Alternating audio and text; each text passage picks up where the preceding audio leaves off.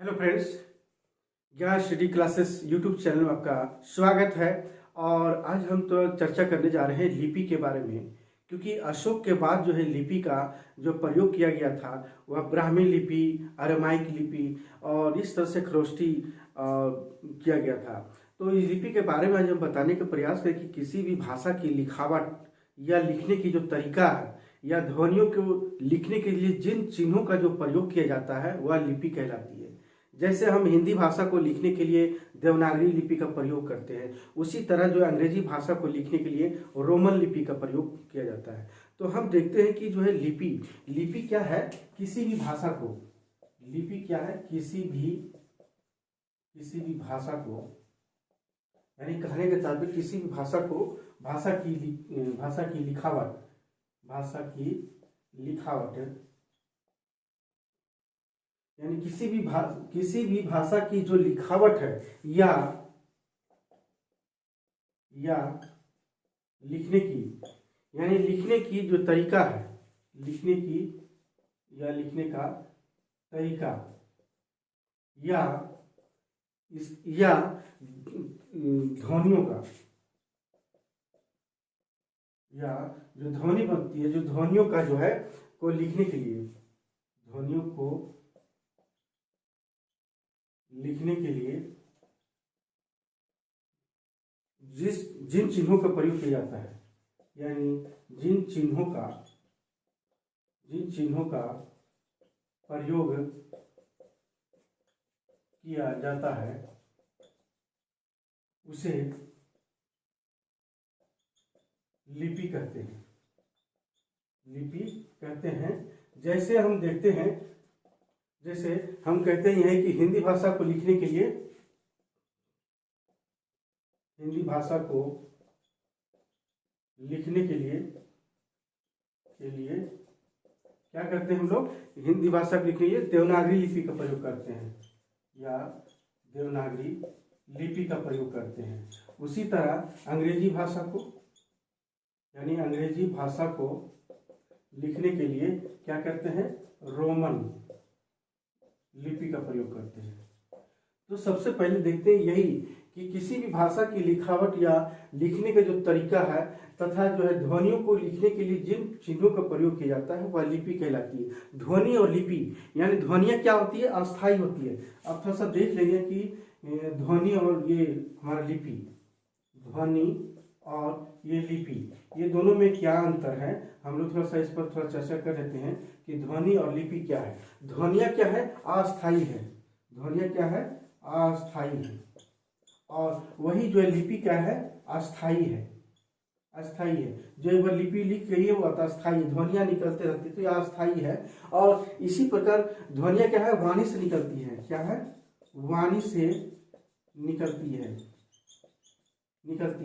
लेकिन लिपि क्या है, लिपि लिखित रूप से होती है। क्या है, लिखित रूप से होती है। इसी तरह जो है ध्वनिया क्या है, ध्वनि के जरिए विचारों का आदान प्रदान करते हैं। इसमें क्या है, ध्वनि के द्वारा जो है यानी विचारों का आदान प्रदान करता है, आदान प्रदान करते हैं। वहीं अगर हम देखते हैं कि जो ये हमारा ध्वनिया विचारों का आदान प्रदान करती है, लेकिन ये लिपि क्या है, दूर तक चल जाती है। लिपि जो है, लिपि दूर तक, यानी दूर तक जो है चली जाती है। इसी तरह जो है हम वाणी से जो निकलती है वह ध्वनि कहलाती है। वाणी से जो हम लोग कहते हैं, वाणी से जो निकलती है ध्वनि कहते हैं। उसी प्रकार हम देखते हैं कि जिस रूप में वर्ण रूप लिखते हैं, जिस रूप में वर्ण, यानी जिस रूप में जो है वर्ण लिखे जाते हैं, वह लिपि करते हैं। उसे क्या करते हैं, लिपि करते हैं। यही दोनों में फर्क। इसी तरह हम अगर देखते हैं भाषा और लिपि, यानी भाषा और लिपि का,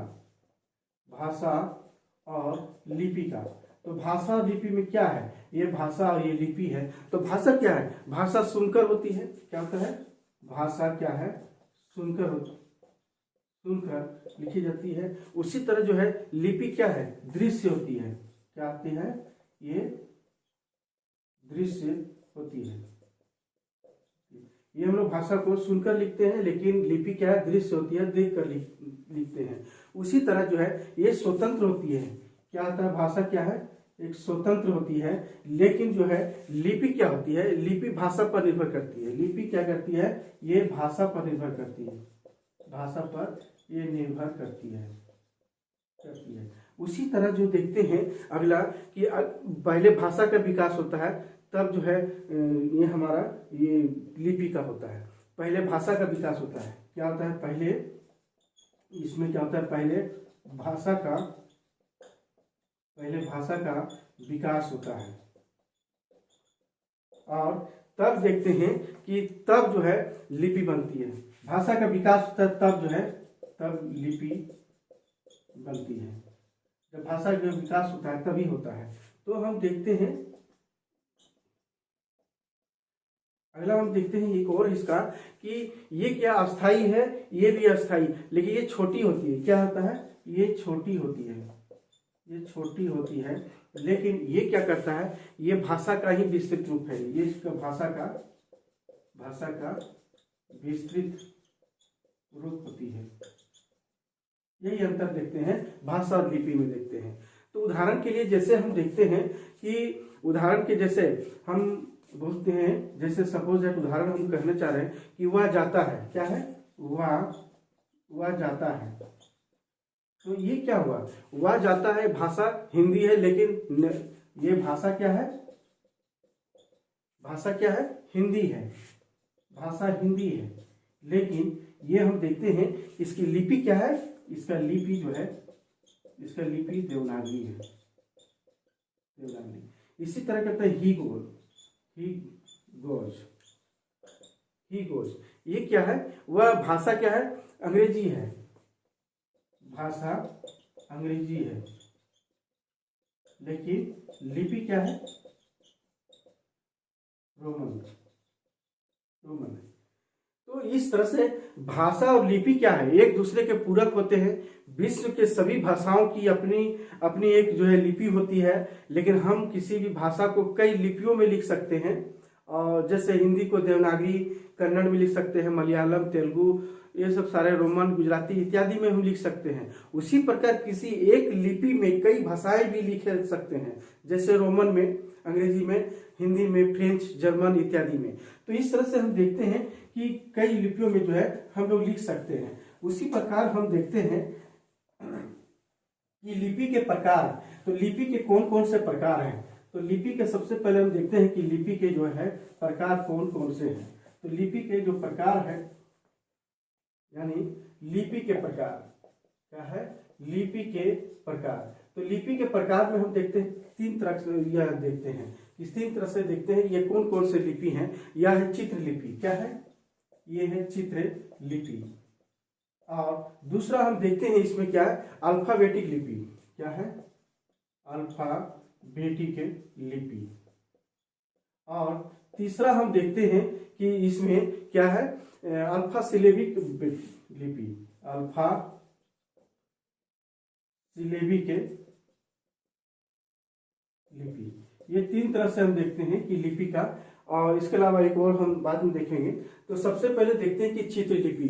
चित्र क्या है, अपने विचारों और भावों का क्या करते हैं, अपने विचारों और भावों को क्या करता है, भावों को जो है चित्रों के माध्यम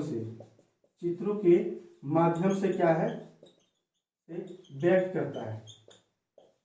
ये व्यक्त करता है, चित्रों के माध्यम से ये व्यक्त करता है। जैसे चीनी लिपि, जैसे हम कैसे कहते हैं, जैसे चीनी लिपि प्राचीन जो है मिस्र लिपि।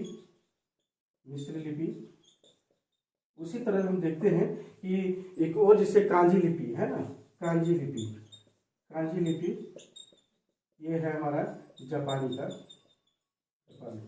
तो इस तरह से क्या है, चित्र के माध्यम से जो है या अपने भाव को प्रदर्शित किया जाता है, तो वह है चित्रलिपि। उसी प्रकार अल्फाबेटिक, यानी अल्फाबेटिक में क्या है कि इसमें भी स्वर व्यंजन के बाद जो है, यानी इसमें क्या आता है, स्वर जो है व्यंजन, स्वर व्यंजन के बाद, यानी स्वर व्यंजन के बाद अपने पूरे रूप के साथ आता है। क्या है, अपने पूरे रूप के साथ आता है, अपने पूरे रूप के साथ आता है। जैसे हम देखते हैं यूनानी भाषा, यूनानी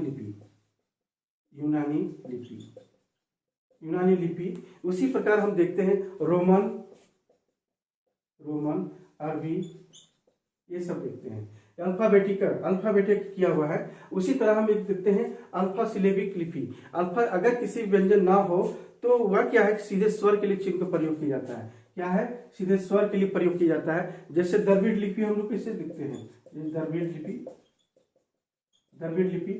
लिपि में क्या देखते हैं कि इसमें मलयालम, तमिल, कन्नड़ सब है, यानी तमिल, कन्नड़, मलयालम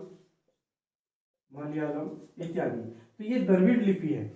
और उसी प्रकार शारदा लिपि, यानी हम देखते हैं शारदा लिपि, ये क्या है, ये भी कश्मीरी है। कश्मीर यानी कश्मीर हो गया, पंजाबी तिब्बती है ना, पंजाबी तिब्बती, इस तरह से। एक और हम देखते हैं कि ब्राह्मी लिपि, ये भी क्या है, ब्राह्मी लिपि जो है से निकला हुआ जो है वह है क्या है, देवनागरी लिपि। क्या है, देवनागरी लिपि। उसी प्रकार हम देखते हैं कि ये हमारा हिंदी, ब्राह्मी लिपि के देवनागरी के क्या बोलते हैं, हिंदी, यानी हिंदी। और इसके साथ जो है भोजपुरी, बहुत सारे ऐसे नाम है, भोजपुरी। तो इस तरह से देखते हैं, या जो है एक, अगर एक भी व्यंजन ना हो तो वह है सीधे स्वर के साथ चिन्हों का प्रयोग किया जाता है, तो वह अल्फा सिलेबिक। द्रविड़ लिपि जैसे है, शारदा लिपि, ब्राह्मी लिपि, जो हिंदी, भोजपुरी सब जितने भी इत्यादि आते हैं, तो यही लिपि का प्रकार है। लेकिन भारत में जो भी 22 भाषा और लिपियां हैं जो दिया गया है, तो इस तरह से हम देखते हैं। अगला देखते हैं, इस तरह से देखते हैं कि लिपि, तो ये लिपि के प्रकार में लिपि एक ब्रेल लिपि भी है, जो नेत्रहीन लोगों को पढ़ने और लिखने की एक लिपि है, जो इसके 64-64 है। ये क्या आता है, ब्रेल लिपि। क्या है, ब्रेल लिपि आता है। इसका 64 अक्षर इसमें है, इसमें दिया गया है। यानी अभी जो आधुनिक जो है ब्रेल स्क्रिप्ट को जो किया है वो 8 डॉट्स पर किया है, 8 जो है डॉट्स और 256 जो है अक्षर पर जो है ये किया गया है अभी आधुनिक रूप से। क्योंकि ये जो आविष्कार हुआ था, ये आविष्कार जो है फ्रांसीसी जो एक लेखक जो है लुइस ब्रेल ने किया था 1824 ईस्वी में। इसका आविष्कार कौन किया था, आविष्कार लुइस ब्रेल ने की थी, और ये 1824 में किया था ये आविष्कार। क्योंकि ये जो है क्या हुआ था कि ये पर जो है, यानी इसका जो आविष्कार जो हुआ था ये 15 वर्ष की उम्र में किया था। क्या था आविष्कार, लुइस ब्रेल 1824 में 15 वर्ष की उम्र में, क्या है 15 वर्ष की उम्र में किया था। यानी इनका जन्म कब हुआ था, इनका जन्म हुआ था 4 जनवरी, यानी कहने का तात्पर्य कि 4 जनवरी 1809 ईस्वी में, यानी 1809 ईस्वी में इनका जन्म हुआ था, और ये फ्रांस में हुआ था। कारण क्या था कि एक्सीडेंट में इनकी आंखें की रोशनी चली गई थी, तो उस समय 8 वर्ष की उम्र था। तो उसी समय जो है इन्होंने जो है ठानी ब्रेल लिपि का जो आविष्कार किया था। तो आइए हम लोग देखते हैं खरोष्टी लिपि। तो खरोष्टी लिपि के बारे में अब हम चर्चा करते हैं कि ब्रेल ये लिपि होने के बाद अब हम खरोष्टी लिपि क्या है, यानी खरोष्टी लिपि, ये खरोष्टी लिपि भी हम देखते हैं कि ये कब प्रारंभ, पश्चिमोत्तर सीमा प्रांत में जब हम देखते हैं कि मिलने वाले बहुत सारे ईरानी सिक्कों से, क्योंकि ईरान का जब आक्रमण हुआ था भारत पर हुआ था, तो ईरानी सिक्कों से, यानी ईरानों के साथ जो है क्या था, भारत के व्यापार होने की पुष्टि होती है उनके सिक्कों से। लेकिन जो ईरानी यानी पारसिक संपर्क हुआ था, यानी ईरान और भारत के बीच में जो संपर्क हुआ था, तो क्या हुआ था, भारत के पश्चिमोत्तर प्रदेश में खरोष्टी नामक एक नई लिपि का जन्म हुआ, जो दाएं से बाएं लिखी जाती है। क्या रहता है, दाएं से बाएं लिखी जाती है। यानी हम देखते हैं कि दाएं से, यानी इधर से जो है, इधर यानी दाएं से बाएं लिखी जाती है, यानी दाएं बाएं लिखी जाती है। ये हमारा खरोष्टी है। तो ये जो खरोष्टी भाषा जो है, यही जो है ईरानी अरमाइक लिपि से उत्पन्न हुई है। क्या है? अरमाइक लिपि से, यानी अरमाइक लिपि, यानी ईरानी से, ईरान का ईरानी लिपि से उत्पन्न हुआ है। यही उत्पन्न हुआ है हमारा खरोष्टी लिपि में। सबसे पहले देखते हैं कि पश्चिमोत्तर भारत में जो है अशोक के अभिलेख जिन विभिन्न लिपियों में जो पाए गए हैं, उनमें विदेशी लिपियों के साथ एक भारतीय लिपियों का भी प्रयोग देखने को मिलता है। देखते हैं हम क्या देखते हैं? शहबाजगढ़ी। क्या है? शहबाजगढ़ी। एक और देखते हैं हम इसमें शहबाजगढ़ी और मानसेहरा। क्या है? और दोनों मानसेहरा, ये दोनों जो है ये खरोष्टी लिपि में इनके लिखा गया, यानी जो शिलालेख है शहबाजगढ़ी और मानसेहरा जो शिलालेख है, यानी जो शिलालेख है, ये जो मिली है ये है खरोष्टी लिपि में मिली है। तो इस तरह से जो है भारत में भी देखते हैं, इस लिपि में जो है भारत में भी अपने विदेशी आक्रमणकारी जितने भी किए थे, अपने सिक्कों पर या अन्य पात्रों जितने भी थे वह लेख खुदवाए हैं। जैसे मुख्य रूप से देखते हैं कि जो लेख लिखे गए हैं वह मुख्य भाग पर क्या है? मुख्य भाग पर जो है यूनानी भाषा है। क्या है? मुख्य भाग पर यूनानी भाषा है। और इसके साथ साथ क्या दिया हुआ है कि यूनानी भाषा के लिपि में लिखा हुआ है। क्या है? यूनानी भाषा के लिपि पर लिखा गया है, यानी मानसेरा अभिलेखों के यूनानी भाषा के सिक्कों के मुख्य भाग, यानी सिक्कों के मुख्य भाग पर यूनानी भाषा लिखी है। और दूसरी ओर और हम देखते हैं कि मुख्य भाग पर ये हुआ है, लेकिन दूसरी ओर क्या दिया हुआ है कि दूसरी ओर जो है लेख खुदवाया हुआ है। तो इस तरह से देखते हैं दूसरी ओर खरोष्टी लिपि में। क्या है? खरोष्टी लिपि में यूनानी भाषा में है या लिपि पर है, लेकिन दूसरी ओर हम देखते हैं ये मुख पर है, दूसरी ओर खरोष्टी लिपि में जो है ये खुदवाया गया। तो ये विदेशी शासक जितने भी विदेशी आक्रमणकारी आए सभी ने जो है इस तरह से लिखे। तो लिपि में हम देखते हैं कि विदेशी आक्रमणकारियों में किसका किसका देखते हैं, जैसे शकों का देखते हैं, पहलों का देखते हैं, है ना, बैक्टीरिया का देखते हैं। तो इस तरह से जो है यहाँ जितने भी शासन आए सभी के बारे में देखते हैं, यानी सभी ने जो है अपने लेख जो है लिखवाए थे। तो लेख जो है सारा जो है खरोष्टी लिपि में ही अभिलेखों की जो लिखा गया है। हालांकि जो है देखते हैं कि पश्चिमोत्तर भारतीय सीमा पर जो है यह लिपि अशोक के काल से लेकर यानी उत्तर गुप्त या पूर्व गुप्त तक था। हालांकि जो है हम देखते हैं कि अशोक के काल से यानी पूर्व गुप्त काल तक, यानी पूर्व गुप्त काल तक देखने मिलते हैं यह खरोष्टी लिपि। तो खरोष्टी लिपि जो हमको देखने को जो मिलती है तो यह एक बहुत ही भारी संख्या। लेकिन इसके बाद हम देखते हैं अशोक के बाद जो है यानी लिपि का अभिलेखों की संख्या यानी खरोष्टी भाषा की जो लिपि है यानी लिपि की संख्या काफी कम है। इनकी विशेषता क्या है? इनकी विशेषता, इनका जो विकास है वह उसकी विस्तार है कहाँ क्षेत्रों में है, इनका पश्चिमी क्षेत्रों पर ही है। क्या है? इसका जो विस्तार है या विकास है ये कहाँ है? इसका पश्चिमोत्तर सीमा प्रांतों में, यानी पश्चिमोत्तर भारत के पश्चिमोत्तर प्रदेशों में, यानी भारत के पश्चिमोत्तर प्रदेशों में ही जो है यह है। जैसे पाकिस्तान, अफगानिस्तान, मध्य एशिया कैसे है? जैसे हमारा पाकिस्तान, अफगानिस्तान और मध्य एशिया। तो मध्य एशिया के क्षेत्रों में जो है यह खरोष्टी लिपि है और एक खरोष्टी लिपि का आविष्कार हुआ था। और इस तरह से यहाँ संख्या, हालांकि संख्या बहुत कम अब देखने को मिलती है। तो इस तरह से और हमें देखते हैं कि जो खरोष्टी जो लिपि में जो लिखा गया है वह चीनी का एक विश्व देखते हैं कि यानी चीनी जो है विश्वकोश, यानी चीनी विश्वकोश जो है यह खरोष्टी में लिखा गया था। यह नाम उसका है फा वान लू सिन। क्या है? फा वान लू सिन, ये नाम है इसका फाउलाउ सिंह, यानी सुलीन, फावान सुलीन। तो इस तरह से देखते हैं, इसका नाम है और लीन है, सॉरी लीन, ये चीनी विश्वकोश है। ये खरोष्टी में जो है लिखा गया है, उल्लेख मिलता है, क्या है, खरोष्टी में उल्लेख मिलता है, यानी ये खरोष्टी में उल्लेख मिलता है।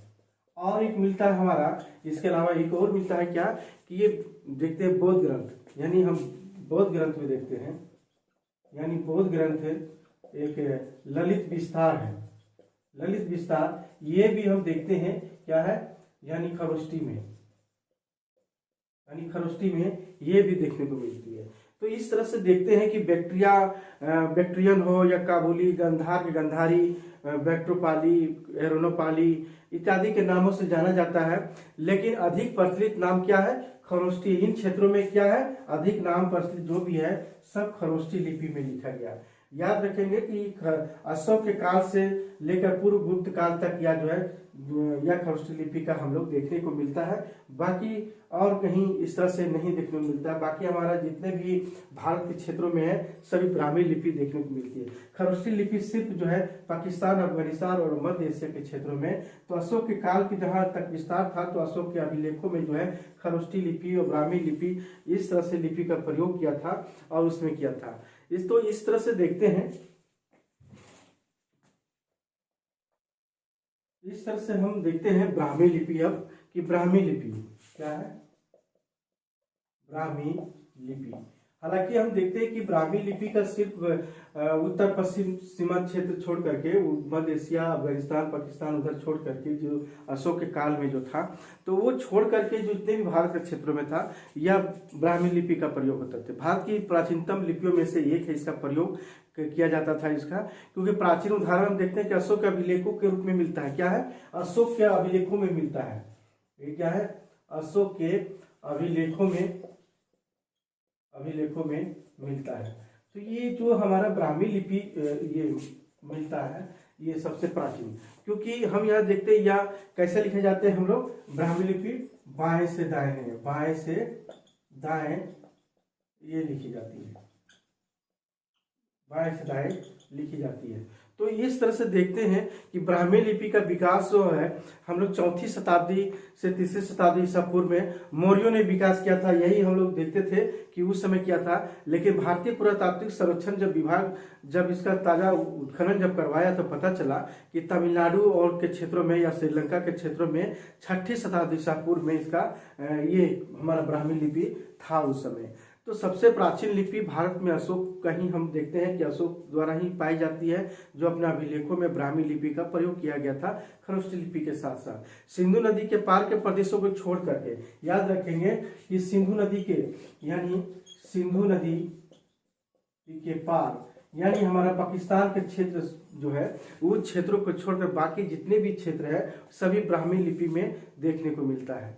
तो इस तरह से जो है पूरे भारत में जो है एक ही जगह देखने को मिलती है, एक ही रूप में मिलती है, वह है हमारा क्या है, ब्राह्मी लिपि मिलती है। यानी हमारा ये जो क्षेत्र है यानी सिंधु नदी के पार यानी पाकिस्तान यानी मध्य एशिया, अफगानिस्तान यानी उधर छोड़ करके पूरे भारत में देखा जाए तो हमारा जितने भी लिपि जो देखने को मिलती है वह है कौन लिपि, वह है ब्राह्मी लिपि।